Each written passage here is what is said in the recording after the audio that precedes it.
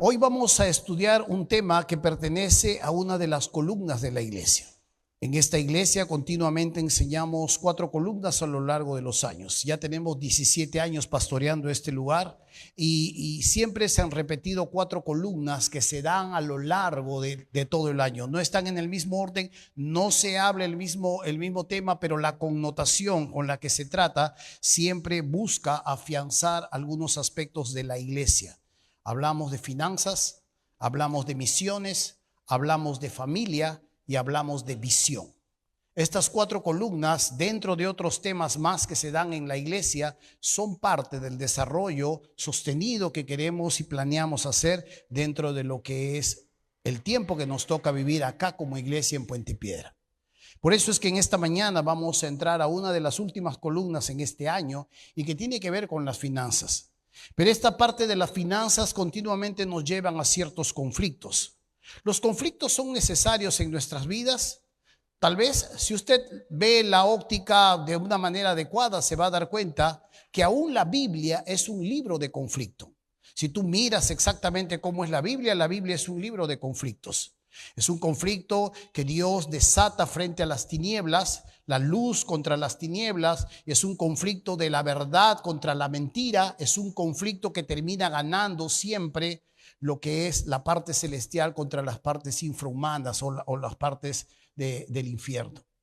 Es un conflicto que continuamente cuando ves aquí Dios usa el conflicto para muchas veces disciplinar a sus hijos, para volverlos al camino, o muchas veces usa ese conflicto para perfeccionar a sus hijos. Y a veces el mismo conflicto es usado para aquellos que afligen a sus hijos, contra aquellos que afligen a sus hijos. La Biblia es un libro de conflictos. Y cuando tú miras, los conflictos son tan necesarios en nuestras vidas que continuamente, cuando uno las llega a tomar, cuando uno las llega a analizar, cuando uno las llega a digerir, puedes salir reluciendo como el oro o puedes terminar estando resentido por mucho tiempo. Todo depende de la forma y la óptica como tú la abordes, la actitud con la que tú la tomes. Hoy vamos a hablar un poco de un conflicto que se da y vamos a desarrollar un poco este tema porque es necesario entender claramente por qué lo hacemos y para qué lo hacemos. Cuando hablamos de las finanzas y el conflicto que esto causa, hay un tema que continuamente en las Escrituras se nos muestra, pero a su vez también que continuamente en el mundo se usa para atacar a la iglesia. No solo se ataca a la iglesia, se ataca a los hijos de Dios o se ataca a los siervos de Dios. Sin embargo, esto es enseñado en las Escrituras y necesitamos ahora no hacerlo de manera tan aislada, sino entender todo lo que esto significa, el metarrelato. Cuando hablamos de un metarrelato, estamos hablando de algo que inicia en un momento y tiene una culminación. No necesariamente son días, sino estamos hablando de toda una historia. El metarrelato de las Escrituras, por ejemplo, arranca no en el Génesis, no en el Edén. El metarrelato de las Escrituras arranca en la eternidad. Cuando tú miras, la Trinidad está hablando entre ellos de hacer a su imagen al hombre a su imagen y semejanza, pero a su vez también ya dicen las Escrituras, antes de que ese mundo haya sido plantado, antes de que ese mundo haya empezado a germinar, ya tenían destinado el cordero inmolado para ese rescate. Esto tiene que ver con la eternidad. Pero esto va hacia la eternidad también y se nos muestra claramente la culminación de esos acontecimientos que se dan en la tierra, pero que se dan también en los cielos. Hoy vamos a entender de una manera mucho más completa la realidad de los que son las ofrendas y lo que son los diezmos. Esto trae siempre ciertos conflictos, no solo a través de las personas, sino a través de malos entendidos que se dan a lo largo del desarrollo de la iglesia. Algunos están curados con este tema. Lo han escuchado tanto tiempo que definitivamente esto no es algo que está dentro de sus planes para poder internalizar o para poder comprender o para de alguna manera poder prosperar un poco más ese entendimiento. Algunos no saben cómo escoger en cuanto a su generosidad, en cuanto a la generosidad que les caracteriza. Muchas veces entienden que el diezmo tiene que darse a personas que pueden estar en una necesidad o que pueden estar atravesando una situación distinta o difícil y que tienen que sacarlo. Y toman algo que es de ellos o toman algo que es ya dado por el Señor y puesto en las manos de otras personas. Hay otras personas que esto va a generar un conflicto interno dentro de sus vidas porque aman el dinero. Y aunque no lo puedan aceptar, la forma en cómo esto causa en su corazón, el conflicto que esto causa en su corazón, saca a relucir la situación en la que está su corazón. Adoran a Mamón y no a Dios. Y esta es una realidad que aunque podamos nosotros disfrazarla de una u otra excusa, es la realidad de que hay personas que aman el dinero, lo aman. Y el dinero, aunque les da seguridad, el dinero aunque les compra amigos, el dinero aunque les da cierta salud, el dinero aunque les da cierta estabilidad, reemplaza a ese Dios que de una u otra forma habla acerca de esta verdad. Cuando tú miras a Jesús, Jesús no está hablando tanto del amor como ama el del dinero. Habla del dinero una gran cantidad y del amor habla menos. ¿Por qué?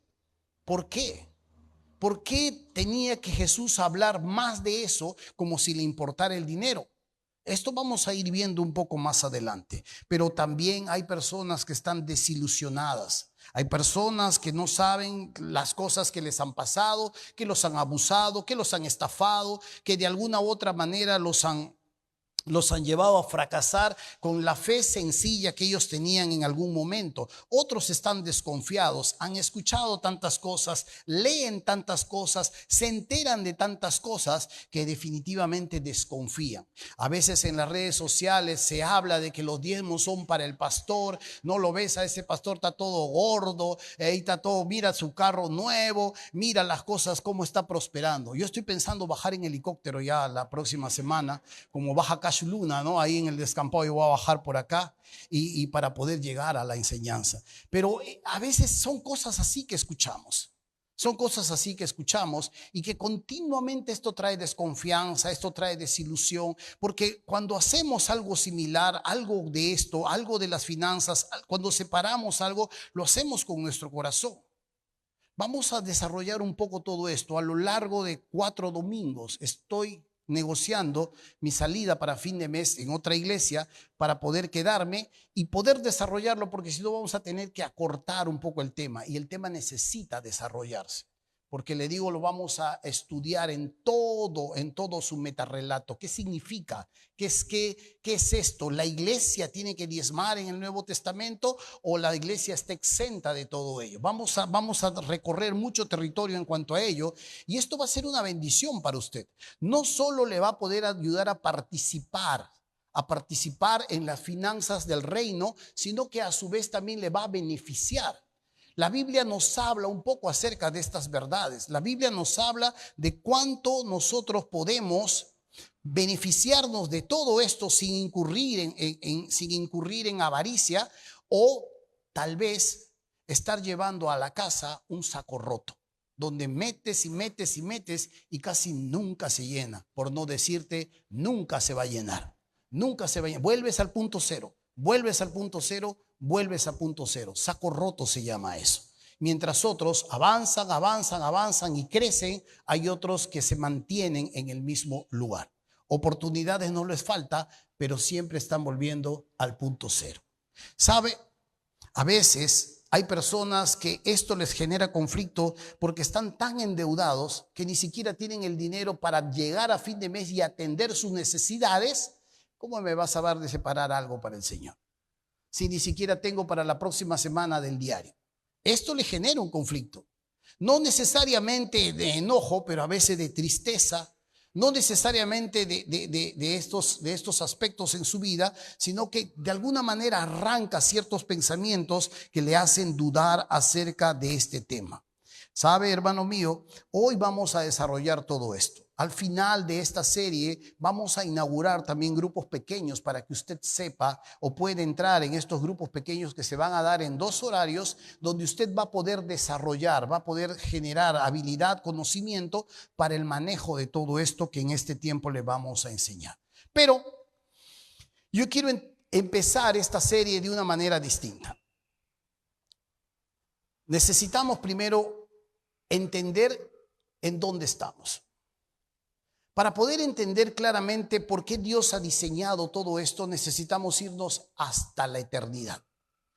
En un momento más yo voy a generar esta enseñanza y la vamos a hacer de una manera completamente distinta como siempre estamos aprendiendo la palabra.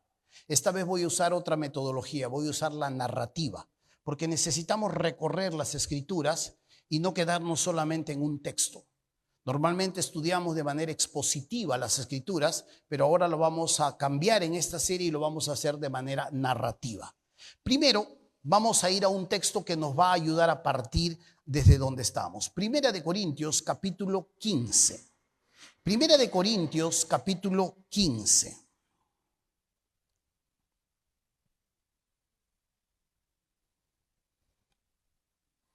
Primera de Corintios, capítulo 15.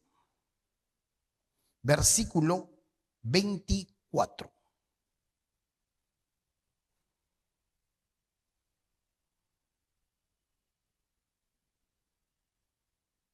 ¿Listo? ¿Llegamos? Muy bien.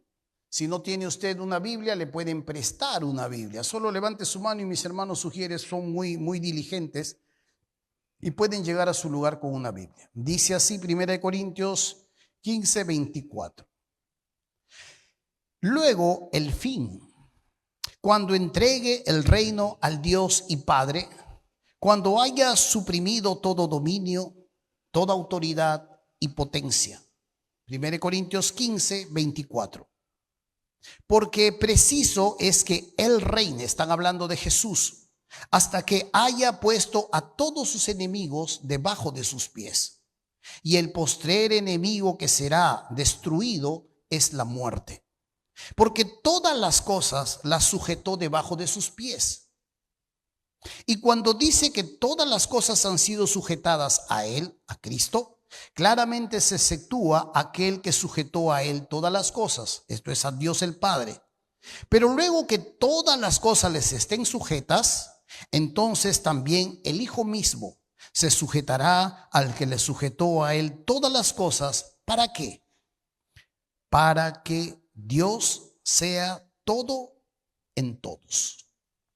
Esta porción parece un poco rara si es que vamos a hablar de cierto conflicto en las finanzas o cierto conflicto que genera el diezmo, pero partimos desde la eternidad. La porción que usted está viendo es el final de todos los tiempos. Es el final cuando Satanás ha sido echado al lago de fuego, cuando el lugar de los muertos, el Hades, ha sido lanzado al lago de fuego, cuando el falso profeta ha sido lanzado al lago de fuego, cuando después de miles de días, 1000 años, sean despertados aquellos que han rechazado a Cristo, al final de todos los tiempos sean levantados, sean juzgados en el trono blanco y sean hallados faltos y sean lanzados a la segunda muerte, lo que llaman las escrituras. Después que haya pasado todas estas cosas, viene esta porción de las escrituras.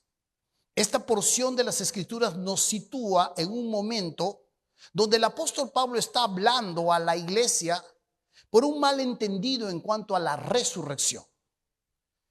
Él les dice que si nosotros no hubiéramos entendido claramente el hecho de la resurrección, nuestra religión sería algo superficial, algo vano, cualquier otra cosa. Si nosotros no entendiéramos lo crucial que es la resurrección de Cristo, nuestra fe sería digna de lástima. La gente estaría burlándose de nosotros. O, en sumo caso, comamos y bebamos o divirtámonos y pasemos la vida a lo grande porque mañana vamos a morir. La idea de lo que Pablo les está hablando aquí es que ellos no están entendiendo exactamente lo que significa este acontecimiento. Y en medio de esta enseñanza el apóstol Pablo va a meter esta porción de las Escrituras donde se nos narra el momento final. Y el momento final está dividido en algunos aspectos. Cuando usted mira desde el versículo 24, dice, luego el fin. Cuando entregue el reino al Dios y Padre, cuando haya suprimido todo, tres cosas: dominio, autoridad y potencia. Porque preciso es que él reine hasta que haya puesto a todos sus enemigos debajo de sus pies. Están hablando de Jesús. Están hablando un momento en que Jesús, en que el Dios el Hijo vino, tomó cuerpo humano, tomó nombre humano, Jesús, pagó por nuestros pecados, fue muerto, fue sepultado, resucitó, ha partido a la eternidad, ha presentado el proyecto al Padre. A lo largo de esta serie vamos a desarrollar esto. Ha presentado el proyecto al Padre.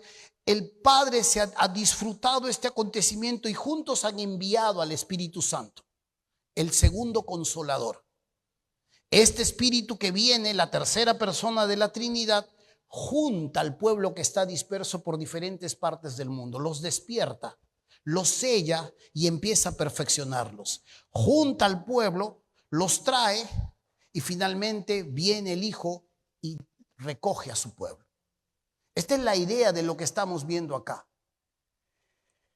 El Padre, cuando Él ha presentado el proyecto, ha retornado, ha estado 40 días después de su resurrección. Se ha presentado a griegos, se ha presentado a sus discípulos, les ha dado evidencia. Tomás, mete tu dedo, ha comido pescado, ha comido pan, les ha dicho, yo soy, no soy un fantasma, aquí estoy. Y durante 40 días ha estado con ellos y luego ha partido hacia la eternidad. Al presentar su proyecto, el Padre lo ha empoderado y lo ha puesto por sobre toda la creación. Por eso es que aquí se nos muestra una de las grandes realidades, que el Padre le entrega todo. Y aquí hay un texto en el Salmo capítulo 110 que dice, siéntate a mi diestra hasta que ponga a todos tus enemigos por estrado de tus pies. Una mejor traducción, y les recomiendo comprar esa Biblia, la BTX, se llama la Biblia textual, dice así: Yahvé le dijo a Yahvé, siéntate a mi diestra hasta que ponga a tus enemigos por estrado de tus pies. ¿Qué es este diálogo donde Yahvé le dice a Yahvé, o donde nosotros, como conocemos los evangélicos, donde Jehová le dice a Jehová, que se está hablando a sí mismo? No. Dios el Hijo le dice a Dios el Padre, siéntate a mi derecha, observa lo que voy a hacer. Hasta que yo haya suprimido toda autoridad, hasta que yo haya suprimido todo dominio, hasta que yo haya suprimido toda potencia y los ponga regados para que tú puedas caminar sobre ellos, siéntate a observar. Esto pasa en la eternidad. Siéntate a observar. Dios le ha entregado a él, el Padre le ha entregado toda la autoridad al Hijo. El Hijo regresa y le dice, por eso en Mateo 28, toda autoridad se me ha dado en el cielo y en la tierra. Por tanto, vayan y hagan discípulos. Después de ese acontecimiento que estamos viendo acá, donde el Padre le ha entregado todo y él ahora va a empezar a suprimir a sus enemigos, va a derrotar a todos sus enemigos, el Padre, él regresa y le dice a sus discípulos, vayan. En ese negocio estamos. Y es interesante poder ver aquí en 1 Corintios capítulo 15 cómo nos narra este final. Este final es muy hermoso porque se nos dice claramente que el Padre le da todas las cosas para que el Hijo las tenga, para que el Hijo gobierne en el universo. Solo que el Padre no se somete a él, se sienta a su costado y observa. El texto nos habla claramente que todo se lo pone, exceptuando solamente al que se lo ha dado. Una de las figuras que nosotros vemos en la Biblia en forma de misterio es en el Antiguo Testamento. José es nombrado por Faraón segundo en el imperio. Y Faraón le dice, todo está bajo tu autoridad, solamente yo no estoy bajo tu autoridad. Ese es lo que podemos ver ahí, una figura velada, oscurecida, escondida, para que se pueda descubrir, porque gloria de Dios es encubrir un asunto y honra del rey descubrirlo. Es un reto para su iglesia, para los que investigan, para los que profundizan. Y ahí está. El Padre le deja toda autoridad menos él. Se sienta a su lado a observar lo que él va a hacer a lo largo de los tiempos. Y esto es lo que estamos viendo ahora. Lo que nosotros estamos presenciando en este momento, ¿qué tiene que ver con el diezmo? Mucho de lo que vamos a ir desarrollando a lo largo de las enseñanzas. Del diezmo se ha hablado mal. Del diezmo se ha hablado que si no das, los choros van a venir a tu casa y se van a robar todo lo que tienes. Uy, no, tengo que dar. Da sin saber, asustado. O si das, vas a ver cómo te va a ir. ¿Das con adoración o das con codicia? Das con codicia, das con avaricia. O si doy, que Dios me dé, das haciendo trueque con Dios. No se puede hacer trueque con Dios. No se puede dar a Dios con avaricia. Ya de por sí la estás cortando. Lo damos con entendimiento en un acto de adoración. Por eso es que necesitamos desarrollar todo el tema, lo que abarca el tema. Ahora, cuando usted mira acá, dice en el versículo 28, dice: pero luego que todas las cosas le estén sujetas, dice, entonces también el Hijo mismo se sujetará al que le sujetó a él todas las cosas, para que Dios sea todo en todos. Es interesante poder ver también este otro aspecto. Una vez que Dios el Hijo haya suprimido toda autoridad, una vez que Dios el Hijo haya rescatado a las criaturas en tinieblas, los haya sellado, los haya llevado a su presencia, una vez que haya suprimido todo a su enemigo, a Lucero, a Satanás, a todos sus ángeles y todas estas huestes espirituales de maldad, una vez que haya juzgado a la tierra, porque ha de juzgar también a la humanidad, Él finalmente le va a decir: Padre, aquí está la autoridad que tú me has dado. Va a entregar nuevamente todo lo recibido y le va a entregar. Y luego Él, el Padre y el Espíritu se sentarán en un cosmos, en un universo en armonía. Habrá suprimido todo. Habrá echado a la segunda muerte a todos sus enemigos. Y aquellos que han sido rescatados por Él y han respondido a su amor, no se nos muestra más lo que siguen adelante. Habrán sido perfeccionados y habrán sido inmortalizados. Se volverán inmortales. Gozaremos de un nuevo cuerpo. De allí para adelante ya no se nos habla. Que seremos como Goku, que no lo sé. Pero de allí en adelante es todo un misterio que Dios ya no nos revela. Pero se nos muestra muy, muy, muy hermosamente todo esto. ¿Y en dónde estamos en todo esto? Es por eso que quiero empezar desde el final para irnos hacia el principio. En el principio, Dios creó los cielos y la tierra. La tierra estaba desordenada, estaba vacía, era un caos. El Espíritu de Dios se movía sobre las aguas, ordenándolo todo y concatenando todo en armonía y en exactitud. Cuando hubo hecho todas las cosas para el hábitat del ser humano, trajo al ser humano. Y una vez que el ser humano fue instalado allí, fue seducido por la serpiente. Satanás entra en el cuerpo de la serpiente y seduce los sentidos de Eva, no solo de ella, su esposo estaba al costado, se nos muestra el texto. Y ella y él son seducidos y ahora descubren que están desnudos, están avergonzados, se alejan de Dios, se esconden de Dios. Y a pesar de que Dios los busca y los encuentra, Dios ahora, en medio de todo este fragor, en medio de todo este fracaso que ellos acaban de provocar, Dios les promete el rescate. Allí es donde nosotros primero conocemos lo que se llama el protoevangelio. El primer evangelio, las nuevas o buenas nuevas o las buenas noticias. Esto es, y le dice: pondré enemistad entre ti y la mujer, le dice Dios a la serpiente, y entre tu descendencia y su descendencia. Esta te herirá en la cabeza, te va a pisar, pero tú le vas a morder el talón. Esa es la muerte en la cruz. No la mató, volvió a la vida. Pero Él finalmente te va a aplastar. Siéntate a mi derecha hasta que yo ponga a todos tus enemigos por estrado de tus pies. Y este es la primera anuncio del Evangelio. El primer anuncio que le hace Dios a una humanidad caída. Después de eso, la humanidad sigue creciendo, avanzando y es de continuo el mal.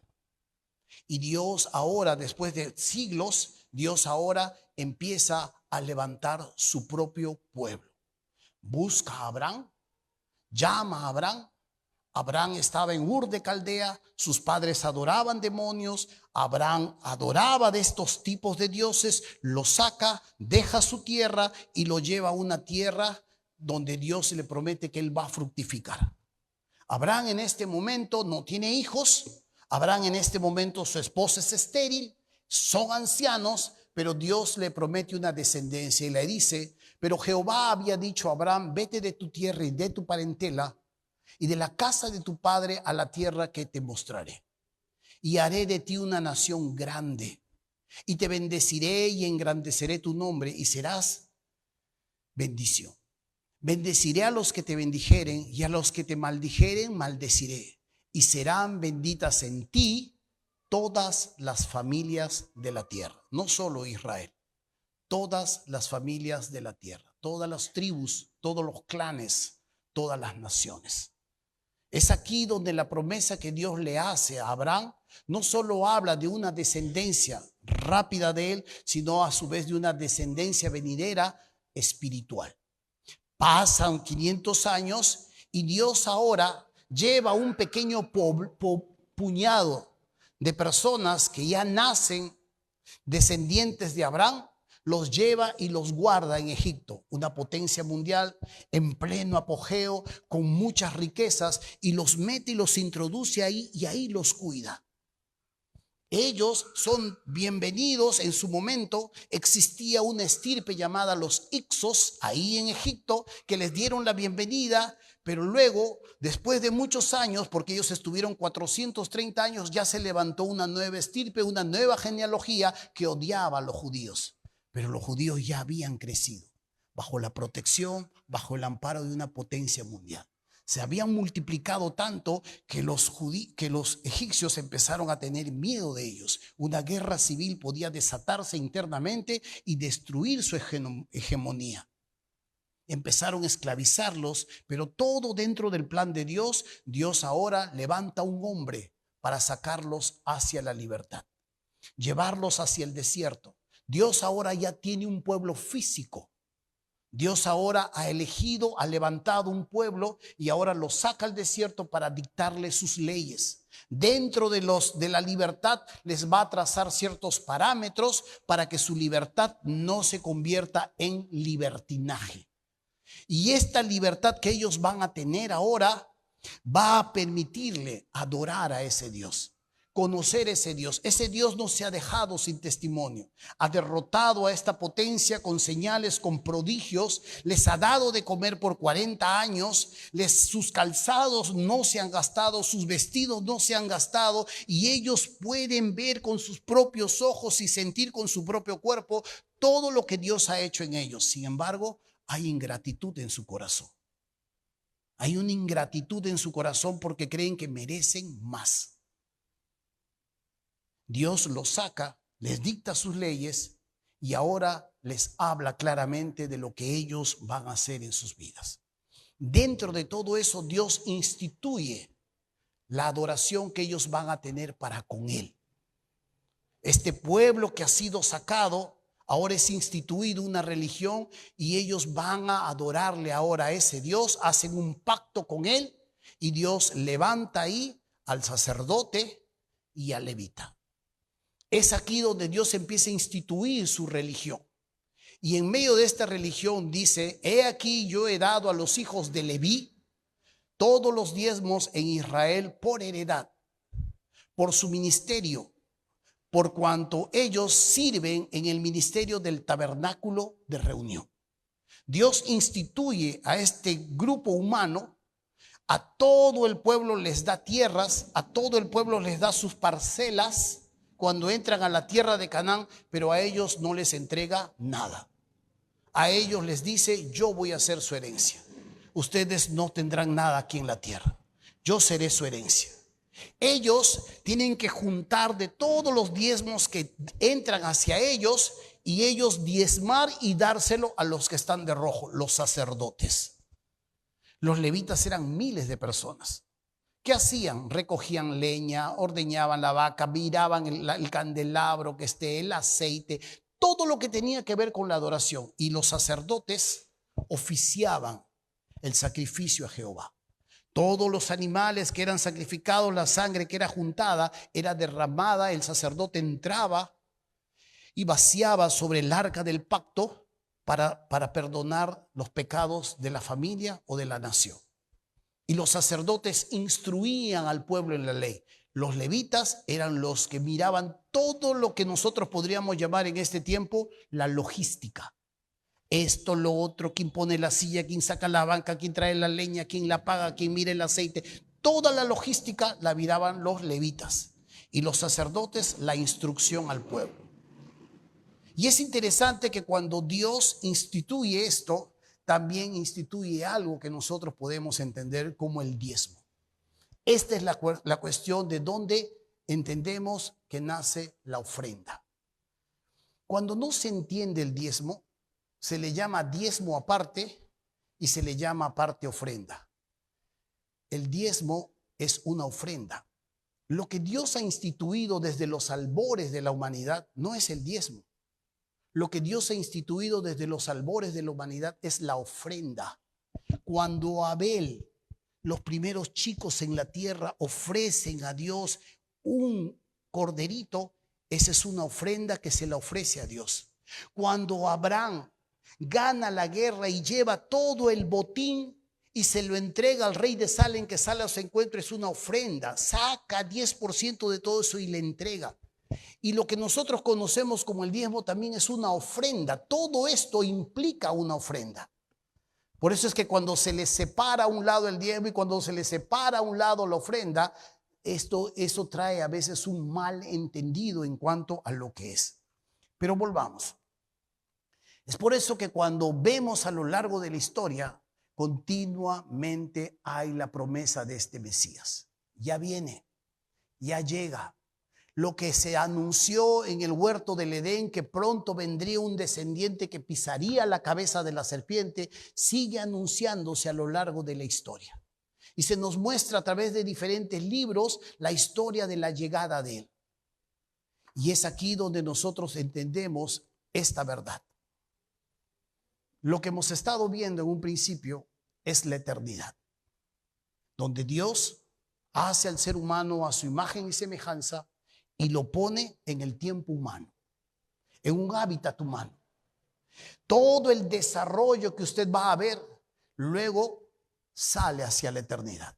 Esta criatura que ha caído, que está en desgracia, es rescatada, es tomada, es investida por la presencia de Dios, el Espíritu Santo, perfeccionada y luego sacada hacia la eternidad nuevamente. Y es importante que ahí se dan dos pactos. Por eso es que nosotros podemos ver dos pactos. El antiguo pacto, que es Israel, el Israel donde Dios ha sacado su descendencia de Abraham, y el nuevo pacto, que es la iglesia, y este nuevo pacto es en la sangre de Jesús. Por eso en medio de ellos dos está Cristo. Los del antiguo pacto miran hacia adelante la llegada del Mesías. Eso los salva. Miran la llegada de aquel Redentor, el que ha de venir. Lo miran con esperanza, con fe. Y los que hemos llegado al final de los tiempos miramos hacia atrás lo que Él ya ha hecho en la cruz. Llegó, estuvo, anduvo, fue crucificado, ha resucitado, viene pronto. Miramos hacia el pasado y nos gozamos del día que sucedió. Esa es la historia. Ese es el metarrelato. Arranca desde la eternidad, desde que el Cordero fue inmolado, antes de que el mundo sea formado, y termina en la eternidad aquí en 1 Corintios capítulo 15, cuando Jesús o cuando Dios el Hijo le entregue a su Padre, aquí está. Todo lo que me has dado está en tus manos. El Padre, muy bien, se sienten los tres y nuevamente haya una armonía en el universo. Por eso es que necesitamos entender estos textos y por eso necesitamos entender el valor de nuestras ofrendas y por eso necesitamos entender también lo que significan las misiones y la evangelización. Dice así, Colosenses 1, 19 y 20 dice así: por cuanto agradó al Padre que en él, en Jesús, habitase toda plenitud, y por medio de él, de Jesús, reconciliar consigo todas las cosas, así las que están en la tierra como las que están en los cielos, haciendo la paz mediante la sangre de su cruz. Note esto: a Dios Padre le agradó en su Hijo reconciliar todo. Y Efesios capítulo 1, 10 dice, de reunir todas las cosas en Cristo, en la dispensación del cumplimiento de los tiempos. Así las que están en los cielos, ángeles, principados, arcángeles, demonios y toda criatura que se ha volteado al Señor, como las que están en la tierra, los seres humanos. Por eso es que cuando entendemos claramente nuestras ofrendas misioneras, necesitamos primero situarnos por qué lo estamos haciendo. Yo insisto continuamente en esto. Amo la evangelización, amo las misiones, pero el hombre no es la estrella de las misiones. Cuando yo me muevo hacia las misiones, ya saben, hacia la evangelización, diciendo que si yo no evangelizo, que si yo no voy a las misiones, que si yo no voy a la India, que si yo no voy a Nepal, ellos se van a ir al infierno sin Cristo, estoy empezando mal. Yo voy a las misiones y yo doy mis ofrendas para las misiones y doy mis ofrendas para la evangelización o para la plantación de nuevas iglesias, diciendo esto: estoy dentro de un plan mucho más grande del que yo puedo entender. Y parte de lo que yo doy es para finalmente traer en armonía todo el universo. Me toca mi papel con los seres humanos. Me toca hacer mi parte con la gente caída. Y hago de esto de mi parte, doy de mi parte. En este momento me uno a lo que Cristo está haciendo. Cristo está reuniendo, Cristo está haciendo todas estas cosas y juntando todo esto para finalmente presentárselo a su Padre. Por eso es que, hermanos míos, Dios formó su pueblo.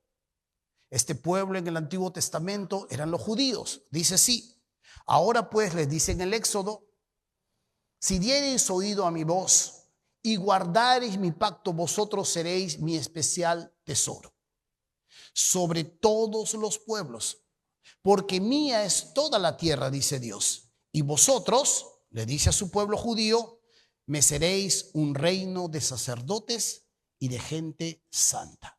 En el antiguo pacto, Dios usó a ellos para anunciar su nombre, para redentar, para traer a aquellos perdidos, pero ellos no lo entendieron. Ellos se cerraron. Ellos se cerraron y ellos vieron a los demás como perros. Hasta ahora siguen viéndolos como perros.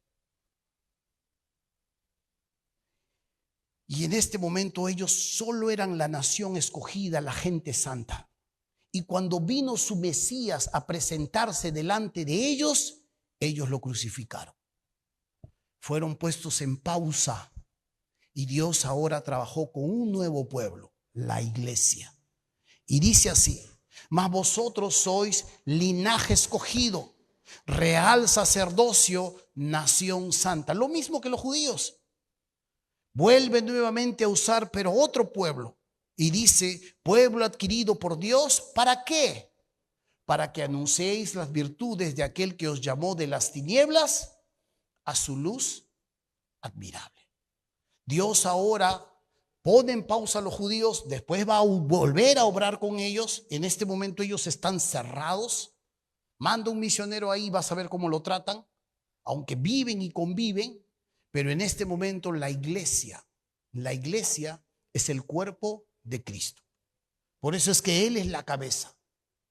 Por eso es lo que la cabeza piensa, lo que la cabeza determina. Nosotros, su cuerpo, hacemos lo que Él nos enseña, lo que Él nos manda, hacia dónde nos envía.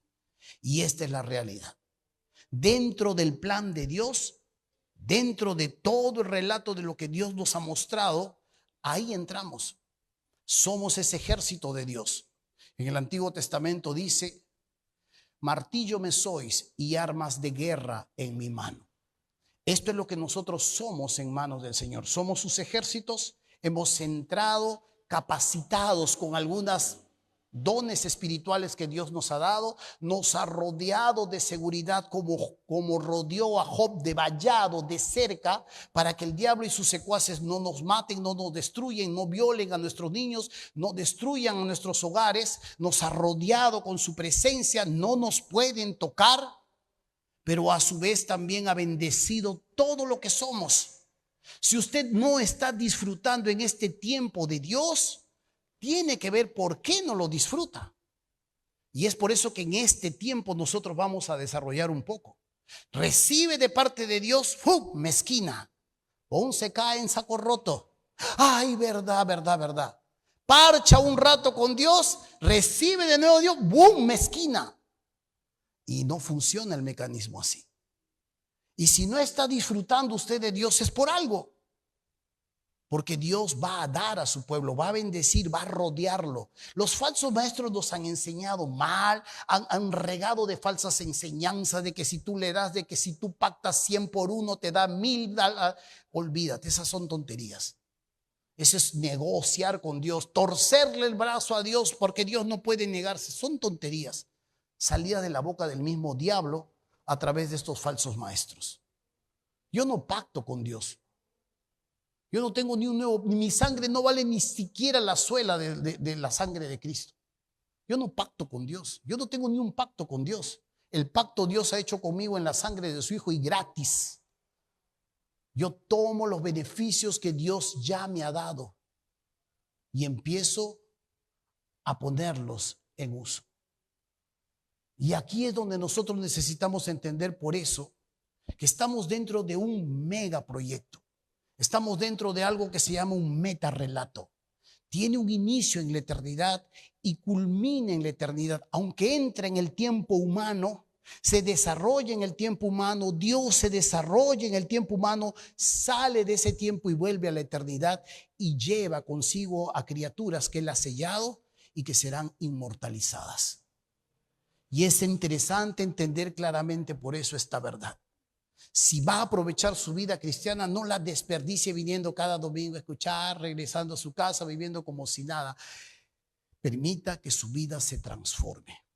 Permita que su vida no se eche a perder por un plato de lentejas.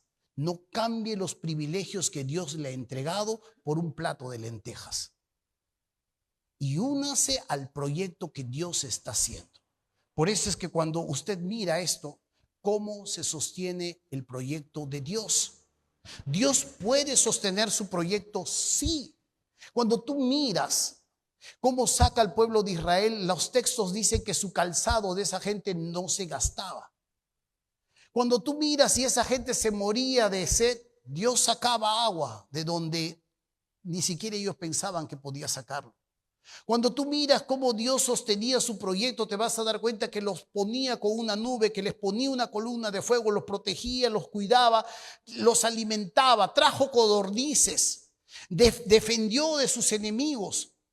Y continuamente, sobrenaturalmente, Dios sostuvo su proyecto. Lo puede hacer por 40 años. Por 40 años Dios lo sostuvo sobrenaturalmente. Entonces, ¿por qué nos llama a unirnos a este proyecto? La próxima semana vamos a entender, vamos a empezar a ver todo esto.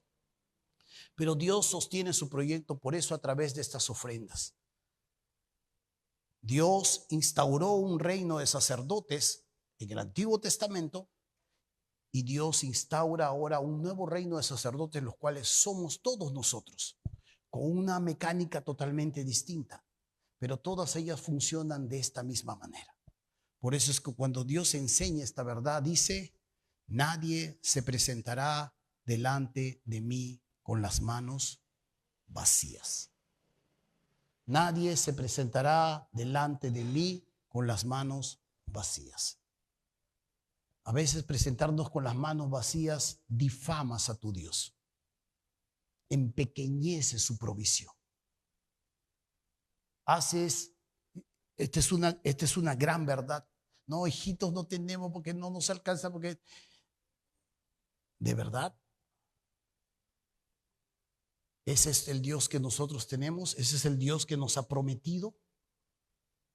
Ese es el Dios que nos ha dicho que va a estar con nosotros todos los días hasta el fin del mundo.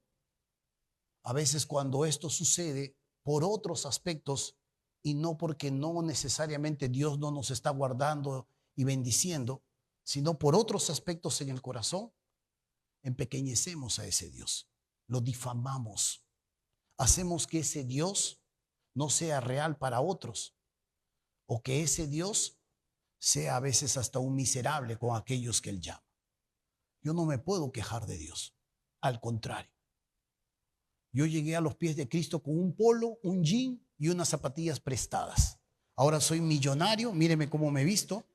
Y como le digo, voy a bajar en helicóptero la próxima semana, como Cash Luna. Fuera de bromas. Dios no me ha enriquecido. Dios no me ha hecho un nuevo rico del Evangelio. Y cuando recibo de más, tiene que fluir hacia donde Dios lo ha diseñado que tiene que fluir. Pero Dios no nos trata mal. Si estás pasándola mal, revisa si es Dios. O revisa si hay una falla, un cortocircuito ahí, en tus creencias o en tu propio corazón. Mientras tanto, estamos dentro de ese proyecto. Si Dios nos ha llamado, si somos parte de ese Dios, si somos parte de ese proyecto, Dios nos ha rodeado de sus favores y nos ha dado el privilegio de servirle, representarle y expandir su nombre por doquiera donde nos movamos.